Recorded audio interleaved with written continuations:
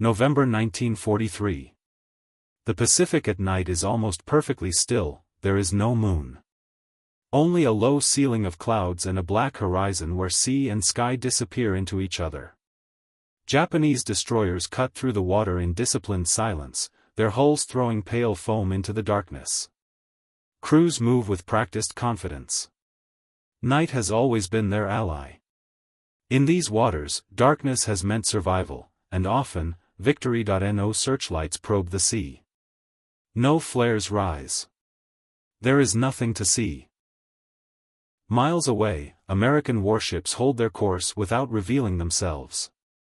Decks are dark. Guns are trained outward, unmoving. Deep inside the ships, faint green light spills across radar screens. Thin lines sweep in circles. Then, slowly, unmistakably, shapes begin to form, contacts, multiple targets. Bearing steady. Range closing, the enemy does not know it yet, but the night has already betrayed them. They have been found without being seen, tracked without a sound, measured without a single eye laid upon them. In the next few minutes, the balance of night warfare in the Pacific will change forever, because for the first time, the darkness belongs to someone else. By the time war reached the Pacific, night already had a master. For decades before Pearl Harbor, the Imperial Japanese Navy had built its doctrine around darkness. Japanese naval planners understood that their fleet could never match the industrial weight of the United States ship for ship.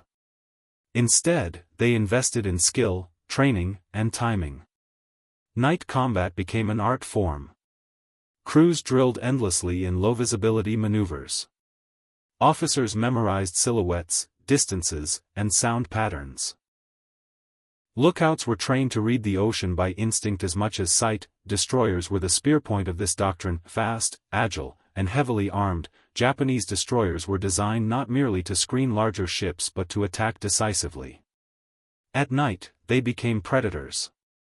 Their crews believed that if they could close unseen, the enemy would already be lost. This confidence was not misplaced.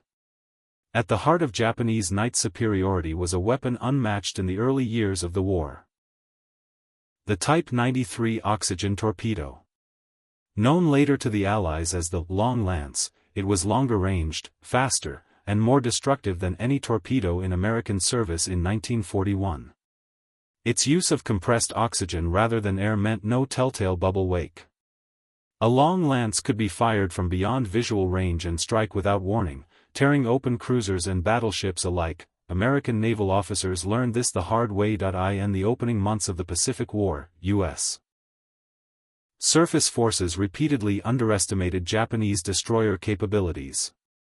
Early engagements revealed a painful truth: American ships often did not know they were under attack until explosions ripped through their hulls. Gun flashes in the night were followed by torpedoes that seemed to arrive from nowhere. Crews trained for daylight gunnery suddenly found themselves blind. The Battle of the Java Sea in February 1942 demonstrated the imbalance with brutal clarity. Allied ships maneuvered cautiously, relying on visual signals and outdated assumptions about torpedo range. Japanese destroyers struck from distances the Allies believed impossible.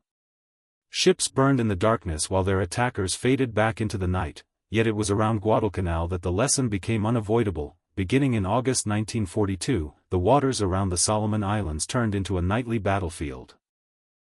Japanese destroyers ran high-speed reinforcement missions known as the Tokyo Express, slipping troops and supplies past American airpower under cover of darkness. Again and again, U.S. forces attempted to intercept them, and again, the night favored Japan. At Savo Island, Cape Esperance, and Tassafaranga, American ships were surprised, outmaneuvered, or struck by unseen torpedoes. The psychological effect was profound. American sailors came to dread the dark. Lookouts strained their eyes until they burned. Officers hesitated, unsure whether what they saw was real or imagined. Orders were delayed. Guns were held until targets could be confirmed visually, often too late. The ocean at night became a place where confidence dissolved. But even as Japanese destroyers ruled the darkness, a quiet change was already underway aboard American ships. It was not yet trusted. It was not yet fully understood. But it was there, humming softly behind steel bulkheads, waiting for the moment when the Navy would learn how to see without light. That moment would come only after hard lessons, repeated losses, and a growing realization that skill alone could not overcome invisibility. And as the war ground on in the Solomons, the United States Navy began searching for a way to take the night back. The answer did not come from sharper eyes or braver lookouts. It came from waves no one could see. Radar was not new when the war began. American scientists had been experimenting with radio detection since the 1930s, and by 1941, several U.S. Navy ships carried early radar sets. But these systems were crude, temperamental, and poorly integrated into fleet doctrine. Many officers viewed them as experimental tools, useful in theory, unreliable in combat. The first widely deployed naval radar, the SC Air Search Set, could detect aircraft at long range, but its surface detection ability was limited. Blips appeared on screens without clear distinction between ships, land, or weather. Bearings were approximate. Ranges drifted. In calm seas, it offered hints. In combat, it often caused confusion. Worse still, crews were not trained to trust it. Radar operators were new specialists, often young sailors with technical aptitude but little authority. Their reports competed with the instincts of bridge officers trained in visual navigation.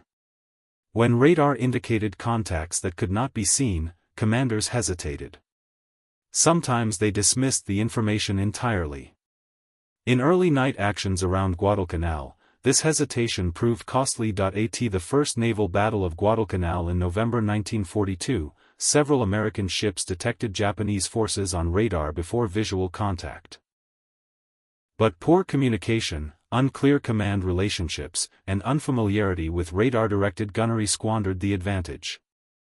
Ships opened fire late, maneuvered awkwardly, and collided in the darkness. Victory came at enormous cost, and only barely, yet even in failure, lessons were learned. By late 1942, a new generation of radar was reaching the fleet. The SG surface search radar represented a leap forward. Operating at higher frequencies, it provided sharper resolution, clearer range data, and the ability to distinguish ships from land clutter.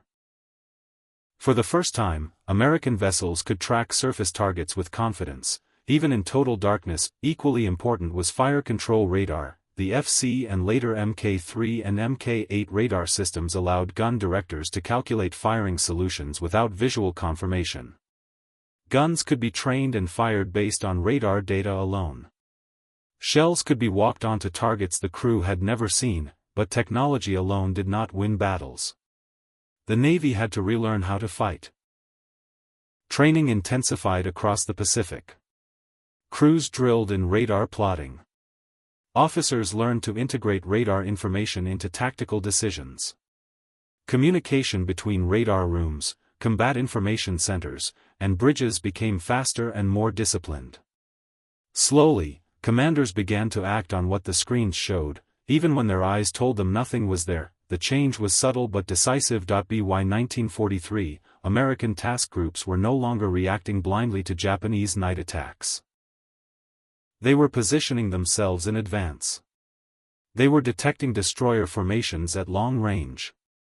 They were choosing when to open fire, not merely responding when the first torpedo struck. For Japanese crews, the shift was invisible, until it wasn't. Destroyer captains still trusted their training. They still believed darkness gave them protection. Lookouts searched the horizon, expecting to spot gun flashes or silhouettes before being engaged. But increasingly, explosions began arriving without warning. Shells fell from unseen directions. Torpedoes missed their targets because American ships had already turned away. Guided by radar contacts the Japanese could not detect. The night, once neutral ground, was becoming hostile. What made this transformation so powerful was not just what radar could do, but what it took away. It stripped Japanese destroyers of surprise. It removed uncertainty from American decision-making. And it forced both sides into a new kind of battle, one where perception mattered more than courage. To understand how deeply this changed the war, the story must be examined from multiple perspectives. Those who watched glowing screens, those who trusted their eyes, and those who never realized they had been seen at all. Deep inside American warships, far from the open decks and gun turrets, sailors stood before radar scopes in near silence. The air was warm, thick with the smell of electronics and metal. Green traces swept in endless circles, each rotation another chance to miss, or to find, the enemy first. These men were not traditional seamen. Many had never stood lookout or handled a line. They were technicians, trained in classrooms rather than on deck, suddenly responsible for information that could decide life or death for hundreds of others. When a contact appeared, there was no flash of light, no sound of engines, only a faint echo on glass. At first, their voices were cautious. Reports were phrased carefully, almost apologetically. Bearings were double-checked. Ranges recalculated. No one wanted to be wrong. But as battles passed and radar predictions proved accurate, confidence grew. Operators learned the difference between land returns and moving ships. They learned how sea state affected the picture. They learned to recognize formation spacing. Most importantly, they learned to speak with authority. A single call, multiple surface contacts, bearing 270, could shift an entire formation. For the first time, sailors who never saw the enemy could shape the battle before a shot was fired.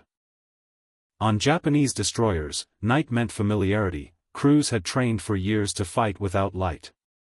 Lookouts were prized for exceptional eyesight. Officers trusted their ability to judge distance by silhouette and sound. Engines were run at precise speeds to minimize noise. Orders were given quietly. Discipline was absolute. This confidence was reinforced by experience. Early victories had proven the doctrine sound. Allied ships blundered in darkness. Torpedoes struck home. The enemy often fired too late, or not at all.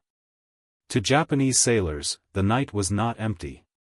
It was readable, predictable, controllable. What they did not know was that the enemy no longer needed to see them. American ships did not give themselves away with searchlights or flares. There were no warning shots.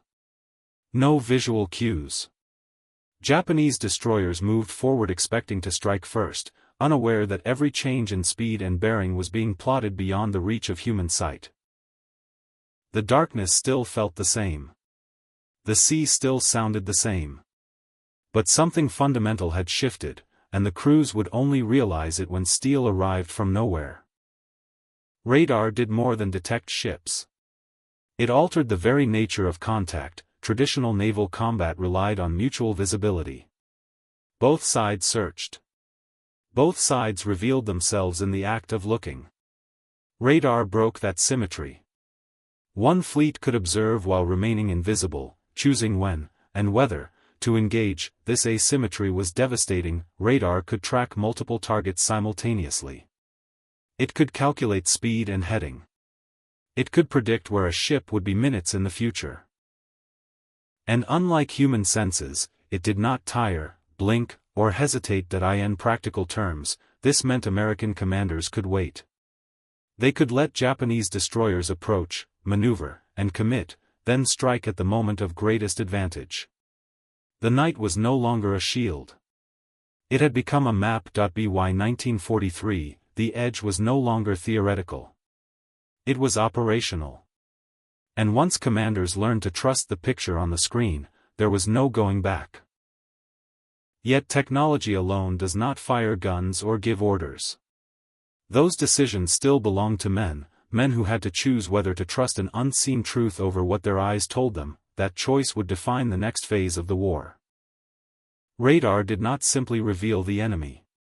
It reshaped tactics down to the minute. American destroyers and cruisers began to maneuver long before Japanese ships suspected danger.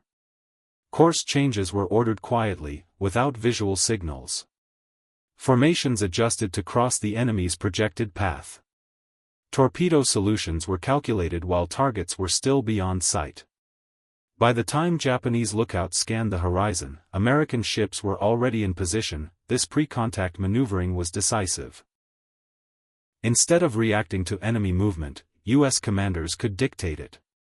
Japanese destroyers, trained to close rapidly and launch torpedoes, often found themselves approaching from disadvantageous angles. Their firing arcs were constrained. Their assumptions about enemy position were wrong from the start. In some engagements, American ships withheld fire even after radar contact was established. Patience replaced urgency. The first salvo would come only when probability favored destruction, not detection. When guns finally spoke, the opening minutes decided the battle. The most difficult shift was not technical, it was psychological. Naval officers were trained to fight what they could see. Smoke, flashes, silhouettes, these were the foundations of command decisions. Radar asked them to act on abstraction, lines, numbers, and voices over sound-powered phones. Some resisted. Others adapted quickly. Commanders who embraced radar learned to think in 3 dimensions, imagining enemy movement in darkness based on plotted data. They learned to issue orders without visual confirmation. And they learned that hesitation now carried greater risk than commitment. This trust extended downward as well. Radar operators were given direct access to command spaces. Combat information centers emerged as nerve centers where data flowed continuously. Decision-making became faster, more centralized, and more lethal. When radar information was trusted, confusion faded. When it was ignored, disaster followed. By late 1943, the pattern was clear, and the officers who survived were those who learned to believe the unseen. For decades, night combat had been considered a test of skill and nerve. Darkness neutralized superiority. It rewarded training, discipline, and courage. Radar ended that balance. Now, one side entered the fight already exposed. Japanese destroyers were not outmatched in bravery or seamanship, but they were outmatched in awareness. They fought without knowing they had been targeted. This created a quiet moral rupture. Battles no longer began with mutual risk. One side hunted. The other was hunted. For American sailors, this brought relief and unease. Survival no longer depended solely on sharp eyes or fast reactions. It depended on machines and data. For Japanese crews, the shock was deeper. The night no longer protected effort or experience. It punished it. By the time this reality became undeniable, it was already too late to undo. All that remained was the moment when theory became final. When radar contact turned into steel and fire, and a Japanese destroyer squadron realized, far too late, that escape was no longer possible, that moment would come in a single night, measured in minutes. August 6, 1943. Vella Gulf, Solomon Islands. The sea is dark and calm, broken only by the wake of 4 Japanese destroyers moving south at high speed. Their mission is routine by now: another nighttime reinforcement run, another dash through contested waters under cover of darkness. The crews are alert but confident. They have done this before. Many times, they do not know they are already late. To the east, 3 American destroyers, USS Dunlap, USS Craven, and USS Maury, hold position in silence. Their engines are steady. Their decks are dark. There are no flares, no searchlights, no signals visible to the naked eye. Below decks, radar screens show something very different. At 2336, the SG radar picks up multiple surface contacts at long range. 4 targets. Bearing consistent. Speed high. The picture is clean and unmistakable. The enemy is approaching exactly as predicted. Orders are issued without urgency. Course adjustments are made quietly. The American destroyers spread slightly, creating a wider firing arc. Torpedo tubes are trained in advance. Fire control solutions are calculated while the targets are still invisible to human eyes. The Japanese destroyers continue forward, unaware that every mile they close tightens the trap. On the American bridges, officers watch the plots, not the horizon. The darkness reveals nothing, but the screens show everything. Range ticks down. Bearings stabilize. The enemy formation holds steady, confident in the belief that the night still belongs to them. At 2346, the range drops below 6,000 yards, this is close enough. No guns fire yet. The American ships wait, allowing the Japanese destroyers to commit fully to their course. Every second increases the probability of a decisive strike. Radar confirms spacing between ships, their exact order in the column, their speed through the water, then the final command is given. Torpedoes are launched, silently, into the Black Sea ahead of ships that do not know they are under attack. There is no flash, no warning, no sign of danger. The Japanese destroyers surge forward, straight into a solution calculated by machines and men who have never laid eyes on them. Less than a minute later, the first explosion shatters the night. The explosion is sudden and total. A Japanese destroyer is lifted out of the water, its hull torn open by torpedoes it never saw coming. Fire blooms briefly, then vanishes behind smoke and steam. Within seconds, a second ship is struck. Then a third. The sea, moments ago calm and black, becomes a scatter of burning oil and drifting debris. Only now do Japanese crews realize they are under attack. Lookouts search desperately for gun flashes, for silhouettes, for anything to fire back at. There is nothing. The enemy remains invisible. American destroyers, having already launched their torpedoes, begin to open fire, radar-directed salvos punching into the darkness with precision. Shells find their marks without visual aiming. Hits register on radar before they are seen. Orders on Japanese bridges come too late. Maneuvers are attempted, but the formation is already broken. Ships turn blindly, unsure of where the attack is coming from or how many enemy vessels are involved. Training offers no answer to an enemy that cannot be seen. Within minutes, 3 Japanese destroyers, Hajikes, Arisher, and Kawakaze, are burning wrecks.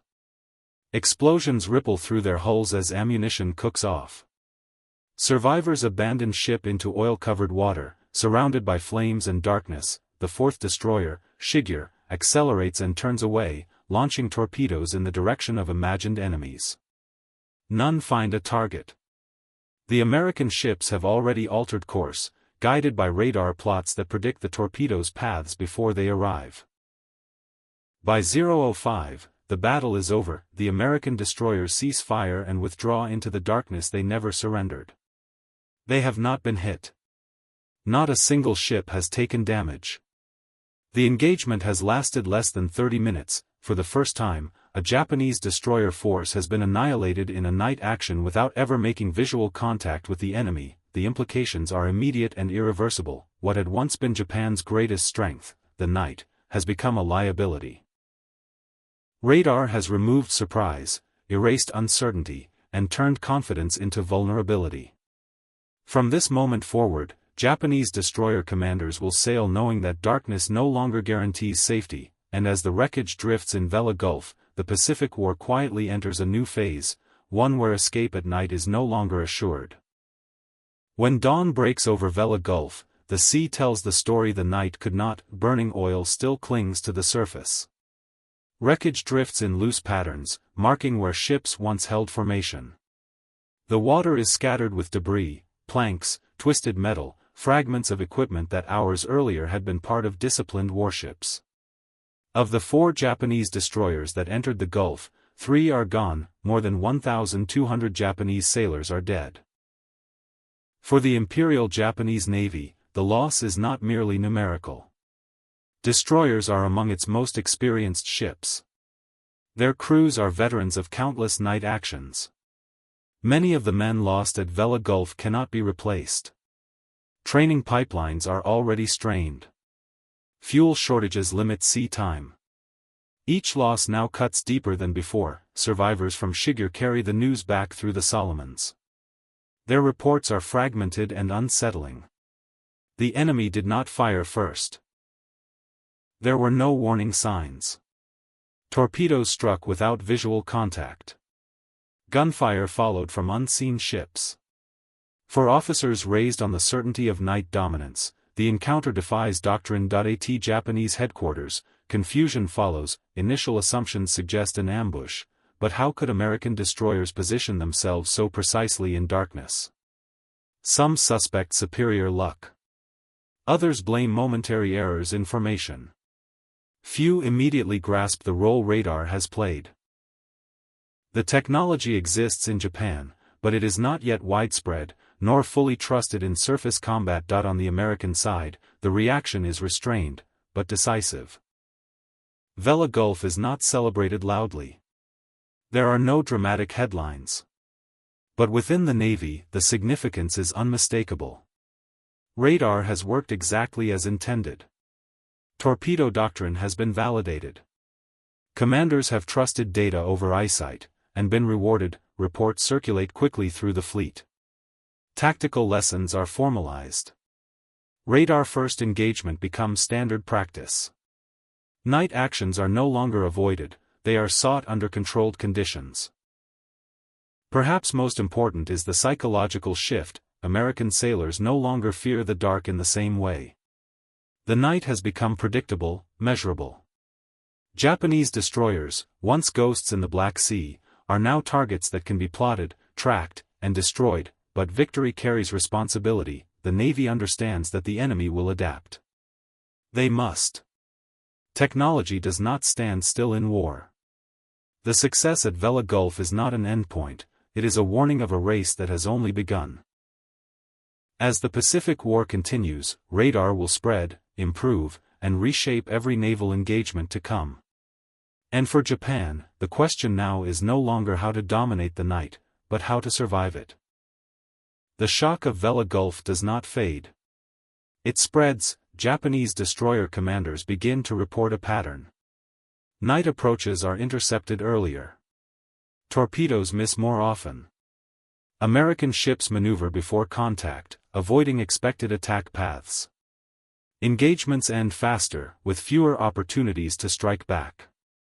The darkness no longer behaves as it once did. Behind the scenes, the Imperial Japanese Navy scrambles to respond.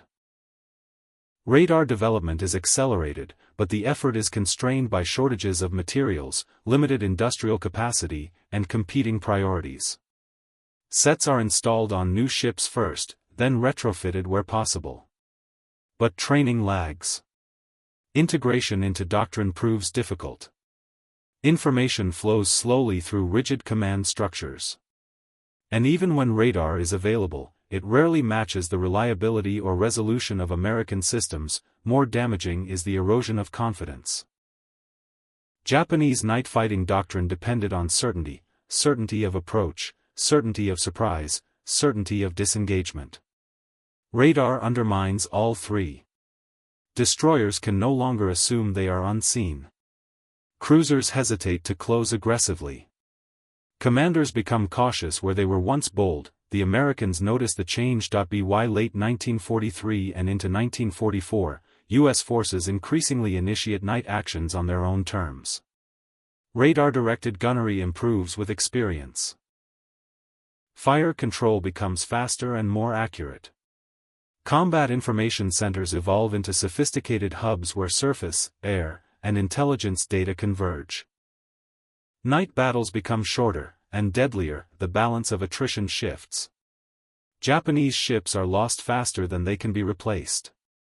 Veteran crews disappear, replaced by sailors with less training and fewer hours at sea. Each encounter further tilts the scale. What had once been an equalizer now magnifies disparity. Strategically, the implications are profound. Radar-enabled night control allows American forces to protect amphibious landings, interdict supply routes, and isolate Japanese garrisons. The Tokyo Express fades away, not because of airpower alone, but because darkness no longer offers concealment. Supply missions become increasingly hazardous, then impossible. By 1944, the transformation is complete. Night is no longer a domain to be feared or mastered through skill alone. It is a condition to be exploited technologically. The Japanese Navy, once peerless in nocturnal combat, finds itself reacting rather than initiating, surviving rather than dominating. The sea has not changed. The stars still shine above the Pacific. But the rules beneath them are no longer the same. What remains now is to understand what this shift meant, not just for one battle or one campaign, but for warfare itself. War does not always turn on explosions or declarations. Sometimes it turns quietly, on a screen, in a darkened room, with no sound at all. The moment radar entered naval combat, the ocean at night lost its mystery. What had once been a space of intuition and experience became a landscape of data. Distance was no longer guessed. Movement was no longer inferred. The unseen became measurable, and the advantage shifted to those who learned to trust what they could not see. For the Japanese Navy, the change was devastating. Years of training, discipline, and hard-earned confidence were undone not by inferior seamanship, but by an enemy who no longer needed light. Courage and skill remained, but they were no longer enough. For the United States Navy, radar demanded a new kind of leadership. Victory required faith in machines, coordination across unseen spaces, and decisions made without the reassurance of sight. Those who adapted survived. Those who hesitated did not. The battles of the Solomon Islands marked more than a tactical evolution. They marked the beginning of modern warfare at sea, where information moves faster than ships, where awareness outweighs firepower, and where dominance belongs to those who see first. Long after the wreckage at Vella Gulf sank beneath the waves, the lesson endured. Darkness would never again belong to those who mastered it by instinct alone. From that night forward, the ocean could still hide ships. But it could no longer hide them from being found.